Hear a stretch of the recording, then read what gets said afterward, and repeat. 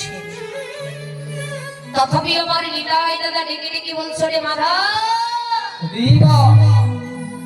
মাধাই তুই মারবি যদি কলসির কানা, এই বলে কি আমি প্রেম কি যতই আমায় কলসির কানা মারিস না কেন, তথাপি আমি প্রেম দেব।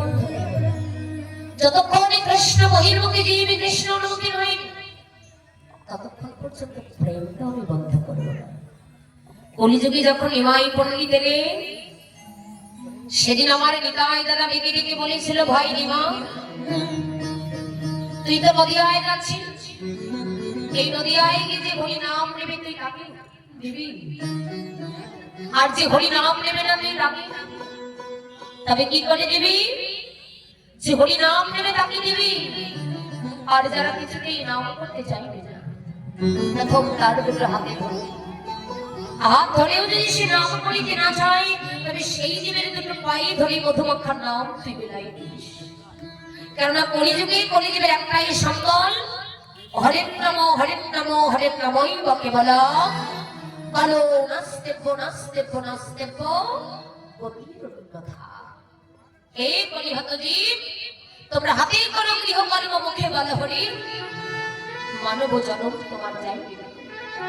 কেন সত্য যুগে ছিল দেহ তপস্যা, ত্রেতা যুগে ছিল যাগে যজ্ঞ, দাপর যুগে ছিল সেবা পরায়ণ পূজা অর্চনা, আর এই কলিযুগে কলিজীবের একটাই সম্বল, হরের নাম 16 নাম 32 অক্ষর মহামন্ত্র নাম বিনা এই কলিযুগে কলিজীবের আর কোনো গতি নেই। তাই হে কলিহত জীব, হাতে গৃহকর্ম করো, আর বদলে সাদা সরল হরি নাম। জানো না বাবা, আমরা তো সংসারে দিই, সংসার কিন্তু আমাদের প্রতিপত্তিকে মানতে হবে, কিন্তু সংসারের মধ্য দিয়ে তাকে যেন তোমরা কেউ ভুলে যাবে। সংসারের মধ্য দিয়ে তার নাম করো, সংসারের মধ্য দিয়ে তার গুণকীর্তন করো, তার ভজন করো, তার সাধন করো, তোমার যেমন বাসনা ভগবান তার থেকে দ্বিগুণ পূরণ করে দেবে। আগে বদলে হরি বলো, আগে কৃষ্ণ বলো, আগে বদলে বলো, বলার আগে অভ্যাস করে যাও। যখন বলার অভ্যাস হয়ে যাবে, তুমি যদি হরি নামকে ছাড়তে চাও, দেখবে হরি নাম কোনোদিন তোমায় ছাড়বে না। নামের এমনই গুণ, নামের এমনই শক্তি, নামের এমনই মহিমা। এই হরি নামে একটা গুণ আছে বাবা, কি জানেন?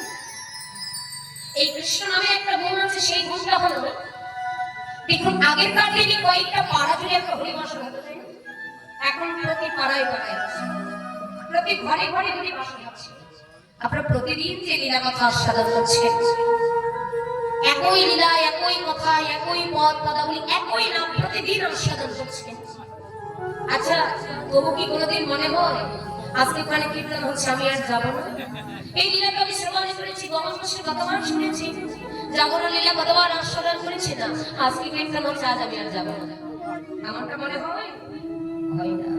তো কৃষ্ণ নামের গুণটা হলো, আপনি যতবার শুনবেন, যতবার আস্বাদন করবে, যত শুনবেন তত শোনার স্পৃহা জেগে যায়। আপনি যত শুনবেন তত শোনার স্বাদ জেগে যায়, যত শুনবেন তত শোনার ইচ্ছা বেড়ে যায়। এই নাম এমনই নাম, যত শুনবেন তত শোনার স্পৃহা জেগে যায়। তো আজকে প্রাণের ঠাকুর গৌরাঙ্গ সুন্দর, আজ ওরে গৌরাঙ্গের মনে কি ভাব ওঠে না জানি, প্রাণ গৌরহরির মনে না জানি কি ভাবের কথা মনে পড়ে গেছে। সেই ভাবের কথা স্মরণ করে আয় ধবলি আয় শ্যামলি বলে গৌরহরি আমার ডাকছে। এই যে আয় ধবলি আয় শ্যামলি বলে ডাকছে, ধবলি শ্যামলি কারা বাবা? বললেন তারাই তো ধবলি। কারা গো? যাদের গৌরবন্তের হৃদয় সাদা, যারা গৌর নাম ব্যতীত অন্য কোনো নাম জানে না, যারা গৌর ভাবনা ব্যতীত অন্য কোনো ভাবনা অন্তরে ভাবতেই পারে না, যারা দিবানিশি শয়নে স্বপনে গৃহ কর্ম পরিত্যাগ করে সুখে দুঃখে প্রত্যেকটি কর্মের মধ্য দিয়ে যারা বদলে গৌর বলে কাঁদে, কৃষ্ণ বলে কাঁদে, বললি এ জগতে তারাই তো ভগবান। তাহলে শ্যামলী কারা? বললেন তারাই তো শ্যামলী কারা গো। স্বাধীন দুর্লভ মানব কুলে জন্মে পেল বটে, যে জন্মটা গৌর গোবিন্দ সেবার জন্য একমাত্র উপযুক্ত জন্ম, যে দেহটা মানে গৌরী গোবিন্দ সেবার জন্য একমাত্র উপযুক্ত দেহ। অথচ সেই দেহ সেই জন্ম লাভ করে ভুল করেও যাদের কোনোদিন এই বদলে গৌরের নামটি আসলো না, বললি এই জগতে তারাই হলো শ্যামলী।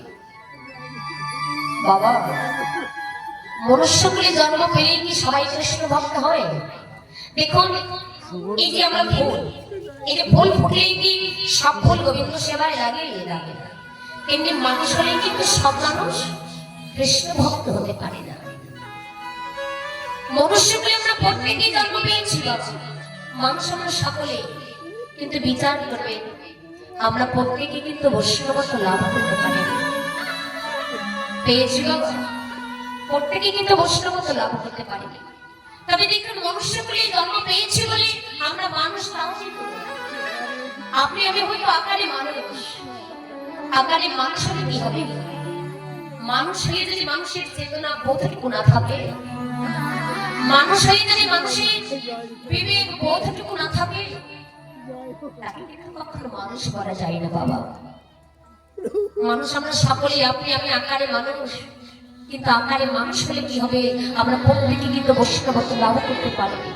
তার কারণ হলো একটাই, জাগতিক ধনের প্রতি যাদের লালসা, অপ্রাকৃত ধন, সে যে আবার কেমন তা কিন্তু বিন্দুমাত্র আস্বাদন করা সারা যাবে না।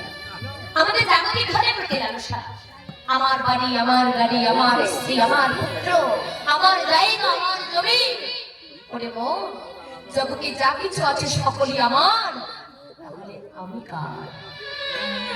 আমাদের জাগতিক ধনের প্রতি লালসা, তাহলে অপ্রাকৃত ধন সে যে আবার কেমন তা বিন্দুমাত্র আস্বাদন করার স্বাদ যাবে না।